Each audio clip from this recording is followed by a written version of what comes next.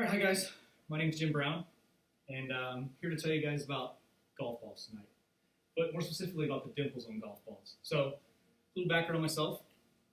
I love the game of golf. I'm absolutely not very good at it, but I enjoy it, and I'm always looking for a way to make my game better. Just like everybody else who plays golf throughout history, they're always looking at ways to make it better and to, gain the edge on the course, if you will. Because imagine this: I've got a stick, a metal stick or a wooden stick, whatever it is, and I'm hitting a little 2-inch ball around all over the grass. And yeah, it's not very fun most of the time. All right, so go ahead, next slide, please.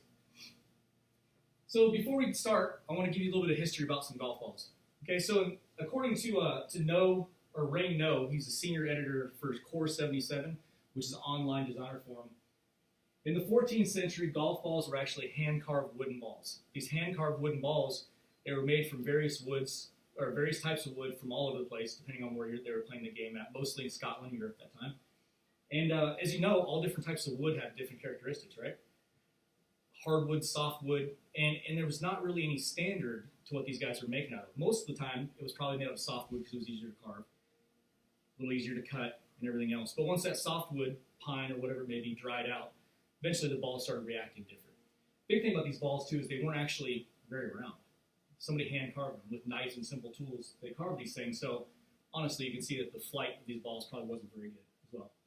So moving on to the 17th century, the next step was leather balls. These leather balls were actually filled with feathers, packed extremely tight, and that was a major advancement of the 17th century. Go from a wooden hand-carved ball to a leather-sewn ball packed full of feathers.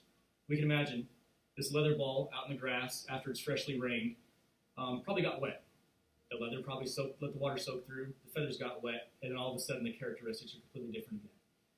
So moving on to the mid-1800s was when the gutty was developed. Right? The gutty was the major advancement at that time. It was a molded ball made from tree sap.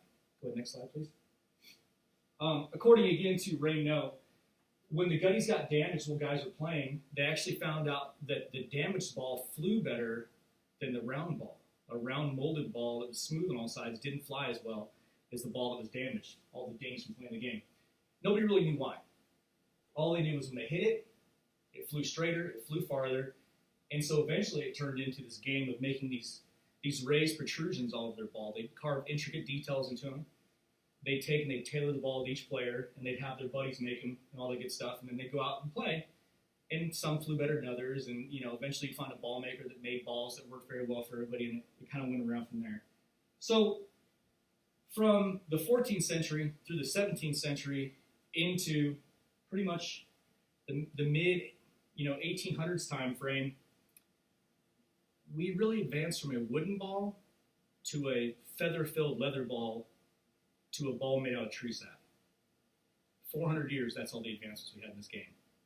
Not a very rapidly advancing game, I don't think. So what's next? In the mid-1890s, a guy named Coburn Haskell, he was actually at a B.F. Goodrich plant. They made rubber bands, hosing, tires, and all kinds of other stuff. And he found that if you took a couple of rubber bands and placed them together, wrapped them in a ball and bounced them, they bounced really well. They had good kinetic energy, the characteristics were there, and this little ball actually bounced pretty good. And it was just strange, he developed this right before he was going out to play golf with one of the senior executives from B.F. Goodrich. I don't know. Maybe he was bored, maybe he was waiting, and hey, you know what they say, a lot of inventions that happen, they happen just like that. Nobody knows what's going to happen. So they took this rubber ball from there, and they decided, again, go back to tree sap, and they used balata tree. Balata tree sap is very hard, almost like a urethane. It's kind of where our modern urethanes come from. They use it on canoes and other boats and stuff to make them hard, and they decided they were going to coat this ball in the balata tree sap. Again, they went with the raised protrusions of the time that everybody used, and it seemed to work pretty well. Now, again, like I said before, best inventions come about by accident most of the time. In the 1900s, there was an anonymous inventor. He actually found that if you took and got rid of the raised protrusions and put spherical dimples on a ball, little round dimples in the ball, that was the best combination of flight. Nobody really knows who this guy is. There's all kinds of mixed stories about this guy developed it in Scotland, this guy developed it in the U.S., so on and so forth. And everybody's trying to take that name and say they did it, their family did it for that notoriety. But again, everybody has kind of come back and said that they don't really know who the guy was. So now we've moved on to a rubber cord ball with a hard urethane cover that's got spherical dimples. This is the grandfather, really, of the modern ball where we're at now. So if you go on to top flight golf scientists, Tom Valou and Vince Simmons, they explain that the spherical dimples actually, when they put this thing through tests in flight chambers and other stuff, they determined that the spherical dimple does work the best. But there is some promise now going with other shapes and stuff to change the characteristics of the ball and make it fly better. But we'll wait and see how that goes. So go ahead, next slide, please. So how does this all work? According to George Frederick right here for Live Science, who's also an avid golfer, you'll notice that a smooth ball, it's got airflow around the ball in the laminar layer. That little layer on the top of that graphic, you'll see around the outside of the ball, that's the laminar layer. On the smooth ball, it's kind of even all the way around. But if you look behind the ball, after the air quickly separates from the ball, a vortex is created, and then that swirling air creates heavy drag on the backside of the ball. If you look at the bottom one, the actual golf ball with dimples, the dimples create turbulence in the layer around the ball. They're actually called turbulence, if you're looking from an aeronautical perspective. Turbulence create turbulence and increase lift.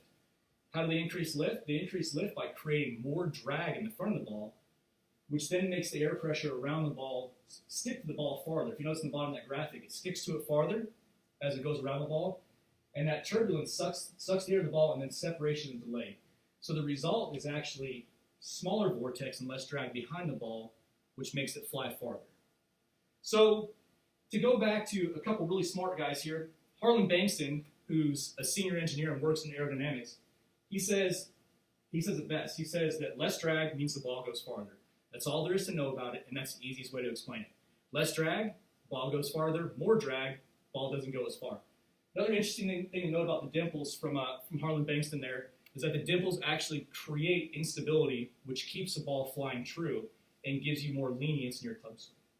So to go back and recap, all of these advancements over that 400 or 500 years, we went from a hard wooden ball, to a leather ball filled with feathers, to a ball made out of tree sap, to a rubber ball covered in urethane, to a rubber ball covered in urethane with dimples, and we're where we're at now. So hopefully, over the next 600 years, maybe we'll get some more advances that will make me into a better golfer. All right, I'd like to thank you guys for your time.